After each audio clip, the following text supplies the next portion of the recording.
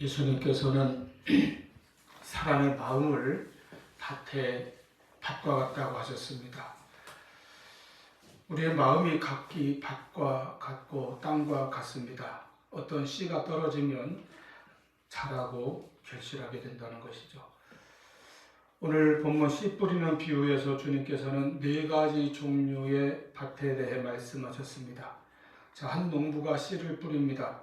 그 씨들이 여기저기 4종류의 밭에 떨어졌는데 어떤 밭에 떨어지느냐에 따라서 그 결과는 다르다고 하는 것입니다.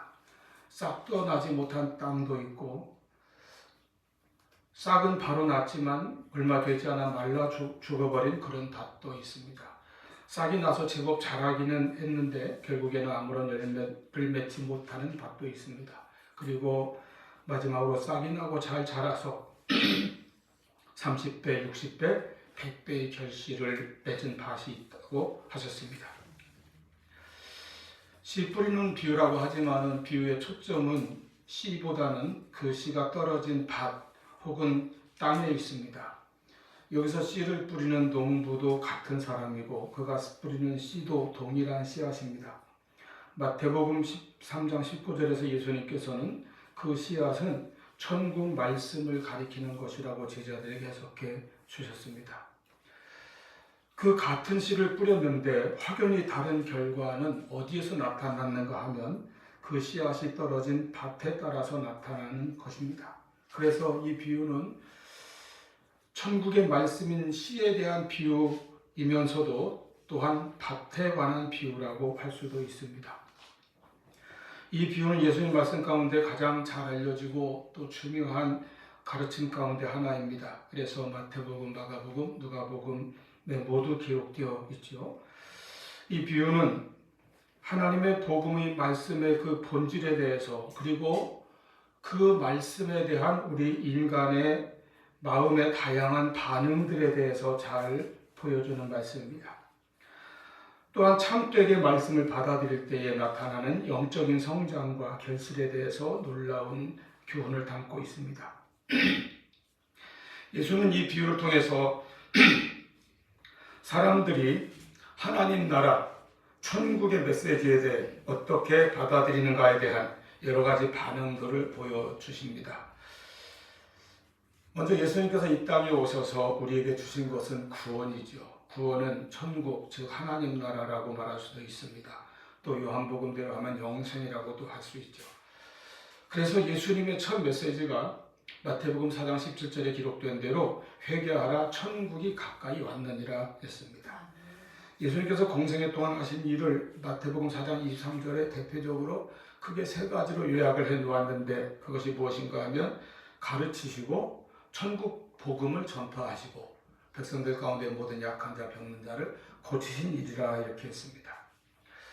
또 마태복음 12장 28절에서 이렇게 말씀하십니다. 그러나 내가 하나님의 성령을 힘입어 귀신을 쫓아내는 것이면 하나님의 나라가 이미 너희에게 임하였느니라. 즉 예수님이 이 땅에 오셔서 병을 고치고 귀신 쫓아내는 그 능력 자체가 하나님 나라가 임하였고 시작된 것을 보여준다는 것이죠.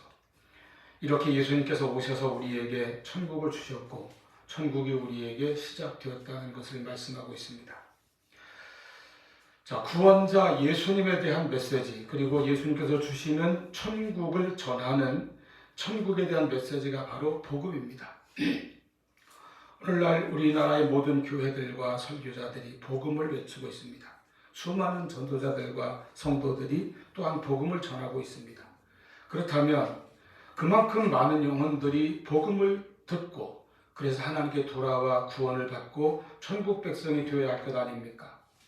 그러나 현실에서는 실상 그렇지 못한 것을 우리가 발견하죠. 전도의 열매 하나 맺는 것이 얼마나 어려운 일인지 모릅니다. 그리고 이 세상에는 여전히 믿지 않는 자들이 더 많습니다. 불신자, 무신론자, 회의론자들이 가득 찹니다. 나아가서 기독교를 대적하고 복음을 대적하는 사람들도 많습니다. 마귀의 종노릇하며 살아가는 자들도 있습니다.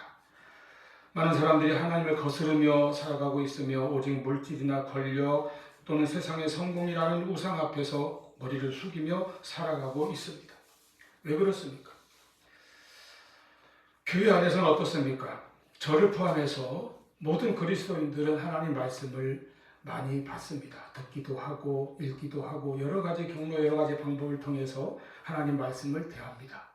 그러면 우리에게는 그 말씀이 어떤 열매를 맺고 있습니까? 또 나의 삶 속에 말씀을 통하여 어떤 변화가 일어나고 있습니까? 모든 그리스도인들은 진정으로 말씀과 복음에 의해서 변화되고 성장하고 있으며 말씀에 합당한 열매를 맺고 있습니까? 그렇지 못한 모습이 우리 안에 또 교회 안에 참 많이 있다는 것을 우리가 인정해야 합니다. 여러분 한번 생각해 보십시오. 복음을 전해도 세상에서 사람들이 변하지 않는 것, 교회에서조차도 성도들의 변화나 성장이나 결실이 쉽게 나타나지 않는 것은 복음의 능력이 없기 때문입니까? 아니면 전하는 자들의 열심이나 능력이 부족하기 때문입니까? 오늘 예수님께서 말씀하신 비유에 의하면, 특히 직접 해석해 주신 그 말씀에 의하면 가장 중요하고 직접적인 문제는 이것입니다. 그 씨가 떨어진 밭, 즉 말씀이나 복음을 듣는 자들의 마음과 태도에 따라서 전해진 말씀과 복음이 얼마나 열매를 맺는지가 결정된다고 하는 사실입니다. 복음은 구원의 복음입니다. 복음에는 생명이 있고 능력이 있습니다. 그런데 그 복음을 받아들이는 마음밭에 따라서 결과가 달라질 수 있다고 하는 것을 말씀하십니다. 예수님은 하늘의 영적 진리를 비유로 많이 가르치셨습니다. 그래서 비유는 진리를 가르칠 목적으로 어떤 이야기를, 세상의 이야기를 사용하는 것이죠. 그 비유를 통해서 우리는 알려진 것에서 알려지지 않은 것으로 나아갑니다. 우리 주변의 사물이나 일상생활의 어떤 소재를 가지고 영적인 의미와 진리를 가르쳐주는 것이 비유입니다. 이 비유를 사용하는 까닭은 먼저 듣는 이들에게 쉽게 설명하기 위해서이지요. 농부가 씨를 뿌린다. 씨는 밭에 떨어지고 어떤 것은 싹이 나고 어떤 것은 나지 아니한다. 누구나 쉽게 이해할 수 있는 그러한 소재입니다. 그 다음에는 진리의 눈이 열린 자들과 편견에 의해서 그 눈이 먼 자들을 구별하기 위해서 사용하십니다. 방금 말씀드린 것처럼 비유는 참으로 쉽습니다. 누구나 이해할 수 있음에도 불구하고 이 비유의 말씀을 다 알지 못하는 사람도 있습니다. 그것은 영적인 문제이기 때문에 그렇습니다. 그리고 비유는 그 비유를 듣는 이들에게 진지하게 진리를 추구할 것을 촉구하고 그 진리의 말씀에 대하여 결단을 내리도록 촉구하기 위해서 사용하는 것입니다. 비유는 그냥 재미있게 흘려 들으라고 하신 것이 아니에요. 그 비유 앞에서 우리가 마음을 다하여 결단을 내리라고 주님께서는 우리에게 이 비유의 말씀을 주십니다. 오늘 본문의 비유에서 아까 말씀드린 것처럼 씨는 말씀인데 즉 천국의 복음입니다. 이 씨는 땅을 변화시킬 수 있는 귀중한 씨입니다. 천국은 씨와 땅이 만날 때에 옵니다. 천국은 땅이, 즉 인간의 마음이 자기 자신에게 말씀의 씨를 받아들일 때에 그 삶 가운데 들어오기 시작합니다. 어디에 떨어지든 씨는 다 같은 종자죠. 씨 뿌리는 자도 동일한 같은 농부입니다. 그런데 서로 다른 결과가 나오는 것은 씨를 받은 땅이 밭이 그 씨에 대해 어떻게 반응하느냐에 달려 있다는 것입니다. 씨가 자라서 맺게 될 그 결실도 거기에 달려 있습니다. 마음밭에 달려 있다는 것입니다. 예수님의 십자가와 예수님의 복음과 그 말씀에 대한 듣는 자들의 반응에 달려 있다는 것입니다. 왜 하나님의 은혜는 값없이 모든 사람에게 주어지는데 어떤 사람들은 그의 반응에서 구원을 받아 하나님 나라에 들어가고 또 어떤 사람들은 그렇지 못한지에 대해서도 이 비유로 답할 수 있습니다. 씨는 구원의 복음인데 그것을 받아들이는 밭, 즉 인간의 마음에 따라서 결과가 다르다는 것입니다. 예수님께서는 요한복음 3장 16절에서 하나님이 세상을 이처럼 사랑하사 독생자를 주셨고 그 독생자를 믿는 자는, 즉 예수님을 믿는 자는 멸망하지 않고 누구나 영생, 구원을 얻는다는 복음 중에 복음을 선포하셨습니다. 그 다음에 17절에서 예수님이 이 땅에 오신 목적이, 이 세상에 오신 목적이 바로 우리를 구원하시기 위함이라고 강조하셨습니다. 그런데 그럼에도 불구하고 결국 심판에 처해지는 영혼들이 있습니다. 왜 그런가 하면 18절에 말씀하시기를 그들이 믿지 아니하기 때문이라 하셨습니다. 그러므로 복음이 없어서 구원받지 못하는 것이 아니라 믿지 않는 자는 자신이 자신을 심판에 처하게 한 것과 같다고 하시는 것입니다. 오늘 본문인 씨 뿌리는 비유에서 예수님은 밭에서 농부가 일하는 모습을 소재로 하여 천국의 비밀을 말씀하십니다. 자, 농부가 들에 나가 씨를 뿌릴 때 그 씨들이 여기저기 떨어지는데 각기 떨어진 그 땅의 종류와 상태가 다르고 그에 따라서 열매가 다르다는 것이죠. 이 네 종류의 밭 중에서 세 가지의 밭은 말씀의 씨가 떨어져도 결국은 아무런 열매도 맺지 못하였습니다. 이런 인간의 병든 마음, 병든 심리를 말합니다. 병든 영혼, 병든 마음에는 복음의 말씀도 온전히 받아들여지지 못합니다. 말씀을 들었는데도 아무런 열매를 맺지 못하는 마음도 있습니다. 오직 옥토에 떨어진 씨만이 30배, 60배, 100배의 열매를 거둔다고 하셨습니다. 여기서 예수님께서 말씀하시고자 하는 것은 바로 그 인간의 마음에 관한 말씀입니다. 첫 번째 마음의 상태는 길가와 같다고 하십니다. 사람이 걸어다니는 길이죠. 그 길은 단단하게 굳어 있습니다. 왜 단단해졌습니까? 많이 그 위로 밟고 다녔기 때문입니다. 계속 사람이 다니고 짐승이 다니고 마차나 자동차가 다녀서 단단하게 굳어져 있는 길입니다. 그런 길바닥 위에는 씨앗이 떨어져도 뿌리를 내리지 못하고 그냥 그 위에서 뒹굴다가 새가 와서 주워 먹어버리고 말 것입니다. 이렇게 단단하게 굳어진 마음은 병든 심리입니다. 이기적이고 자기밖에 모르는 사람입니다. 자기 생각으로만 꽉 찬 사람입니다. 마음이 닫힌 사람입니다. 이런 사람은 하나님의 말씀을 들어도 아무런 변화가 없다는 것입니다. 다른 사람의 말은 도무지 듣지 않습니다. 오직 자기 고집과 주장대로만 할 뿐입니다. 그런데 그 자기 고집과 주장이 어디에서 왔습니까? 어떻게 형성이 된 것입니까? 그 길 위를 수많은 사람이 밟고 다녀서 다져놓았듯이 그 마음은 세상의 여러 가지 지식과 정보, 세상의 철학과 사상들로 계속 다져지고 그것을 자기 생각으로 만들고 받아들여서 단단하게 굳어진 것입니다. 그래서 길가와 같은 밭은 한마디로 굳은 마음, 강팍한 마음이요 교만한 마음입니다. 선입관념이 마음속에 있어서 귀를 닫고 마음문을 완전히 닫고 있습니다. 견고한 자아에 사로잡혀 있는 마음이죠. 자아가 속에 단단히 박혀 있어서 좀처럼 복음에 대해 진정으로 마음을 열지 못합니다.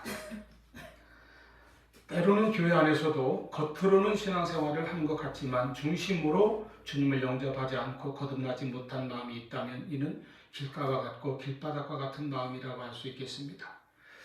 여기저기 세상에서 얻고 들은 것으로 만들어진 그런 자기 생각과 주장으로 꽉 찬 사람은 그 자기 생각을 절대화시킵니다. 그렇게 자기가 아는 것이 절대화되기 시작하면 영적인 진리에 무관심한 사람, 그리고 하나님과 상관이 없는 사람이 되어버립니다. 이런 사람들에게는 하나님의 말씀이 들리지 않습니다. 말씀을 들어도 깨달아지지 않습니다. 왜 그런가 하면 마음이 닫혀있고 말씀에 대한 관심, 나아가서 영적인 일에 대한 관심이 없기 때문에 그렇습니다.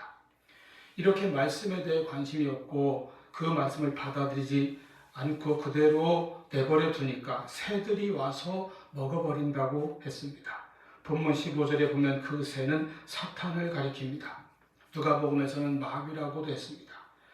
말씀이 길가에 떨어졌다는 것은 이들을 가리킴이니 곧 말씀을 들었을 때에 사탄이 즉시 와서 그들에게 뿌려진 말씀을 빼앗는 것이라고 했습니다. 이렇게 세상의 여러 풍조에 의해 다져졌거나 자기의 편견과 아집으로 육신의 생각으로 굳게 무장하고 있는 마음은 굳어버린 병든 마음입니다. 먼저 이 굳어진 마음을 갈아서 부드럽게 해야 합니다.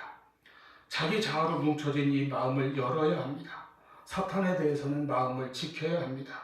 복음의 진리의 마음을 열고 하나님께서 딱딱한 그 땅을 갈아엎으시도록 해야 합니다. 내 힘으로 할 수 없지만 성령께서 우리의 마음을 바꾸시고 갈아엎어 주시고 새 마음을 주실 것입니다. 그러므로 오직 기도하며 전적으로 말씀과 성령의 역사에 순종하는 자세를 가져야 합니다. 두 번째 마음의 상태는 돌밭과 같다고 했습니다. 이 돌밭은 얇은 흙 속에 그 속에는 단단한 돌멩이들 혹은 커다란 바위가 묻혀 있는 상태를 말합니다. 그런 돌멩이들이나 바위 위에 고운 흙이 얇게 덮여 있으므로 겉으로 볼 때는 밭과 같게 보입니다. 그리고 거기에 씨가 떨어지면 흙이 부드러워서 오히려 싹이 더 빨리 자랍니다. 그러나 뿌리는 깊게 들어갈 수가 없습니다. 곧 돌에 막히죠. 그래서 뿌리가 짧습니다. 그래서 해가 뜨면 그만큼 더 빨리 시들어 버리기도 합니다. 햇볕을 견디지 못하는 것이죠. 예수님께서는 이 두 번째 마음 상태는 어떤 사람인가 하면 처음에는 말씀을 기쁨으로 받지만 말씀을 인하여 즉 신앙 때문에 어려움이 닥쳐오면 그만큼 빨리 신앙을 잃어버리고 신앙에서 떠날 사람이라고 하셨습니다. 이러한 돌밭 같은 마음은 피상적인 마음입니다. 말씀을 일단 듣고 받아들인 것 같지만 겉으로만 받아들인 것이죠. 그 마음은 어떤 도전이나 시련을 견뎌내는 데 필요한 깊이와 헌신이 부족한 마음입니다. 그리고 이 마음은 신앙에 뿌리가 없거나 뿌리가 지극히 얕은 상태를 말합니다. 그 얕은 뿌리는 식물을 강건하게 지탱하지 못합니다. 바위 위에 덮인 흙에서 자란 싹은 뜨거운 햇볕을 견디지 못하고 말라 죽어버리는 것처럼 그렇게 피상적인 신앙, 뿌리가 깊지 않은 신앙을 가지면 그 믿음을 지속적으로 지켜나가지 못하는 사람이 된다는 것입니다. 특히 신앙 때문에 조금의 어려움이나 손해라도 생기면 즉시 신앙을 버릴 위험이 큰 사람들입니다. 그리스도인들 가운데 신앙에 대한 깊은 이해나 헌신 없이 겉으로만 믿는 그런 사람은 자기에게 유익할 때는 신앙이 나타나 보이다가 조금이라도 손해가 올 것 같으면 그 신앙이 순식간에 변해버리는 사람도 있습니다. 자기에게 필요할 때는 주님을 찾고 믿음을 찾지만 어려움에 직면하게 되면 그 같은 얕은 뿌리로는 신앙을 지탱할 수 없을 때도 있습니다. 그래서 빨리 떨어져 나가는 것이죠. 이런 신앙의 대표적인 모습은 요한복음 6장에서 기적의 떡을 먹으러 예수님을 찾아왔던 무리들에게서 발견할 수 있습니다. 예수님께서 오병이어의 이적을 행하셨을 때에 그 다음 날 또 많은 무리가 예수님 주변에 몰려듭니다. 이들은 주님의 기적을 보며 예수님을 메시아로 생각하고 왕으로 삼겠다고 열렬히 환호했었던 자들입니다. 그러나 이들의 신앙은 기적신앙, 축복신앙에만 머물러 있었던 것입니다. 예수님에 대한 인격적인 영접과 신뢰의 단계 그리고 예수님을 향한 헌신의 신앙으로 자라지 못했습니다.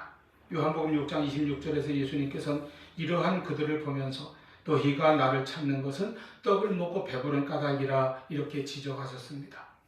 결국 예수님께서 그날 그러니까 이적을 행하신 다음 날이죠. 그날은 이적을 행하는 대신에 육신의 떡이 아니라 영혼을 구원하는 하늘의 떡을 말씀하시자 그들은 예수님을 버리고 떠나가는 무리가 되고 말았습니다. 요한복음 6장 66절 이러므로 무리 가운데 많은 자들이 물러가고 다시 나오지 아니하더라. 예수님을 기적의 주님, 축복의 주님으로만 따랐지 구원의 주님, 영생의 주님으로 믿지 않고 따르지 않는 신앙이었던 것입니다. 이에 대하여 남아있던 자들을 향해 주님께서 물으실 때에 68절에 베드로가 대답합니다. 주여 영생의 말씀이 주께 계시며 우리가 누구에게로 가오리이까? 이러한 신앙을 가져야 한다는 것입니다. 이렇게 돌밭과 같은 피상적인 그리고 뿌리가 얕은 신앙을 극복하려면 우리는 말씀에 대한 깊은 공부와 순종 또 깊은 기도 그리고 영적인 성장에 대한 깊은 봉사와 헌신을 통해서 우리의 신앙이 깊어져야 된다는 겁니다. 신앙의 뿌리가 깊이 내려져야 된다는 것입니다. 뿌리가 얕다는 것은 말씀에 대해서도 그냥 얕고 기도도 얕고 그냥 형식적으로만 하는 것이죠. 신앙의 행함도 얕고 피상적인 상태에 머물러 있는 겁니다. 그러므로 우리는 신앙의 뿌리를 더 깊게 해야 합니다. 신앙생활에 깊이 들어가야 한다는 것입니다. 그래서 단지 내 목적이나 욕망만을 위한 신앙이 아니라 내 삶을 통해 구원의 주, 영생의 주님을 따르겠다고 하는, 나아가서 주님을 위해 헌신하겠다고 하는 성숙한 신앙으로 나아가야 하는 것입니다. 세 번째 마음의 밭은 가시떨기 밭이라고 했습니다. 가시떨기가 먼저 자리 잡고 무성한 그 땅에 씨가 떨어졌습니다. 이 밭에서는 씨앗이 자라지만 좀 자라다가 가시떨기에 막혀버리게 됩니다. 그러면 신앙의 싹이 가시를 이기는 것이 아니라 반대로 가시에 눌리다가 결국은 더 자라지 못하고 말라버리게 되고 만다는 것이죠. 결실하지 못한다고 했습니다. 가시떨기는 무엇입니까? 예수님께서 18절, 19절에서 직접 설명하셨습니다. 이들은 말씀을 듣기는 하되 세상의 염려와 재물의 유혹과 기타 욕심이 들어와 말씀을 막아 결실하지 못하게 되는 자요 하셨습니다. 저 가시떨기 밭과 같은 마음은 말씀을 듣지만 삶의 여러 가지 걱정들, 우선 돈의 문제, 또 기타 다른 것에 대한 욕심과 욕망에 끌려가는 사람을 말한다는 것입니다. 이 같은 가시떨기는 내 안에서 신앙보다 더 크게 내 마음을 차지하고 지배하는 것들을 가리킵니다. 신앙이 가시떨기를 이기질 못하고 가시떨기에 의해서 짓눌린 상태를 보여줍니다. 이는 영적으로 볼 때에 분열된 마음이고 세상적인 걱정과 욕심에 몰두하여 말씀이 자라날 여지가 거의 없는 상태를 보여줍니다. 이것은 결국 우리 삶의 우선순위의 문제라고 할 수 있습니다. 항상 하나님보다 세상이 더 앞섭니다. 영적인 일보다 세상의 일, 육신의 일이 우선이고 더 중요한 사람들입니다. 그래서 세상적인 생각, 세상적인 걱정과 염려에서 벗어나지를 못합니다. 또 세상적인 목적과 욕망이 더 크고 중요합니다. 물론 신앙도 있습니다. 그러나 세상 일이 앞서고 신앙이 그 다음이에요. 그래서 생명의 말씀을 받았음에도 불구하고 영적인 성장이 이루어지지 못하고 큰 결실을 하지 못하게 된다는 것입니다. 여러분이 각자가 내 안에 혹 가시떨기 같은 것은 없는지 돌아봐야 합니다. 그리고 있다면 무엇이 나에게 가시떨기가 되고 있는지를 찾고 생각해 보아야 합니다. 하나님보다 더 크게 내 인생에서 목적이 되어 있는 것이 가시떨기입니다. 이런 것이 있다면 그것은 끊임없이 나에게 걱정과 염려를 가져올 것입니다. 더 무거운 마음의 짐을 안겨줄 것입니다. 이런 끊임없는 걱정에 늘 삶의 모든 힘을 빼앗기고 그래서 항상 피곤하고 산만한 상태가 되어버립니다. 그리고 종래에는 그것이 내 믿음을 억누르고 가로막아서 자라지 못하게 하고 영적인 결실을 하지 못하게 할 것입니다. 가시떨기는 뽑아내야 합니다. 우리 영적 성장과 결실을 가로막고 있는 세상적인 염려와 걱정거리들을 하나님께 맡길 수 있어야 합니다. 그리고 하나님께 순종해야 합니다. 하나님께서 항상 우리를 권고하신다고 했습니다. 가시떨기가 더 자라고 강해지면 내 안에서 신앙이 짓눌리고 질식당해버릴 수도 있습니다. 내 염려를 주님께 가지고 나와 주님께 맡긴다는 것은 내 삶에 주님의 주권을 인정하고 순종하겠다는 것입니다. 그리고 삶의 우선순위를 주님께 드린다는 신앙의 고백입니다. 이러한 믿음과 순종이 있을 때에 우리는 내 안의 가시떨기들을 이겨낼 수 있을 것입니다. 내 삶의 주인이 하나님이 되게 하시고 나를 향하신 하나님의 그 목적과 계획에 초점을 맞추며 나아가는 우리 모두가 될 수 있기를 바랍니다. 하나님의 말씀, 천국의 복음이 떨어져서 이제 결실하는 네 번째 마음은 옥토입니다. 옥토와 같다고 하셨어요. 말씀을 듣고 깨닫는 마음입니다. 말씀을 받아들이는 마음입니다. 누가복음 8장 15절에 말씀하신 대로 착하고 좋은 마음으로 말씀을 듣고 지키어 인내로 결실하는 성도들을 말합니다. 여러분, 신앙의 길은 결국 마음의 밭을 읽어가는 여정입니다. 우리에게 어떤 병든 마음이 있다면 주님의 능력으로 치유해야 합니다. 우리 마음속에 진정 예수님을 모시고 옥토와 같은 건강한 마음으로 살아야 할 것입니다. 비유는 거울과 같습니다. 비유를 통해서 나를 보고 내 마음 상태를 알게 됩니다. 예수님의 비유는 우리의 믿음과 결단을 우리에게 주시기 위한 것입니다. 비유 속에 담긴 진리를 우리가 발견하고 깨달았으면 그 진리를 받아들이고 그 진리에 대하여, 그 진리가 가리키는 복음에 대하여 믿음을 가지도록 주님께서는 일깨워 주십니다. 우리 영혼에 필요한 것은 하나님 나라의 복음입니다. 오직 예수님에 대한 믿음으로 우리가 복음을 믿고 받아들이고 고백할 때에 이 비유는 우리를 영적인 성장과 결실로 이끌어 줄 것입니다. 이 말씀 앞에서 우리 스스로 질문해야 합니다. 혹 단단히 굳어진 길에서 씨앗이 그냥 뒹굴다가 없어지는 것처럼 말씀이 내게서 튕겨져 나가는 것은 아닌가? 또는 말씀이 내 안에서 진정 자라기 시작하고 있는가? 깊은 뿌리를 내리고 있는가? 내 삶의 우선순위는 가시떨기 같은 여러 가지 걱정과 세상적인 염려보다 말씀과 신앙과 하나님의 뜻과 목적이 앞서는가? 이제 정말 느껴지는 이 가을에 나는 30배라도 내 삶에 어느 정도 열매를 맺고 있는가? 사실 30배가 많은 숫자이긴 합니다만 예수님의 비유에서는 가장 작은 숫자가 30배예요. 그거라도 열매를 내가 맺고 있는가? 어쩌면 하나님께서 나에게 더 큰 은혜와 더 큰 능력, 더 많은 사역을 하게 하셨고 그래서 나는 60배의 성장과 결실을 이룰 수 있지 않을까? 자신을 한번 돌아보시기 바랍니다. 혹 하나님께서 나에게 더 많은 은사와 능력과 사명을 주시고 나를 더 큰 어떤 직분의 위치에 올려놓으시고 더 큰 은혜를 내게 주셨으니 내 안에서 100배의 성장과 결실이 이루어지기를 바라고 계시지 않는가? 우리는 지금도 우리에게 주시는 하나님의 말씀, 하나님의 은혜, 하나님의 능력과 하나님의 축복으로 그리고 복음의 능력으로 우리 삶에 풍성하고 귀한 결실을 이루어 나가는 저와 여러분 될 수 있기를 축원합니다. 기도하시겠습니다.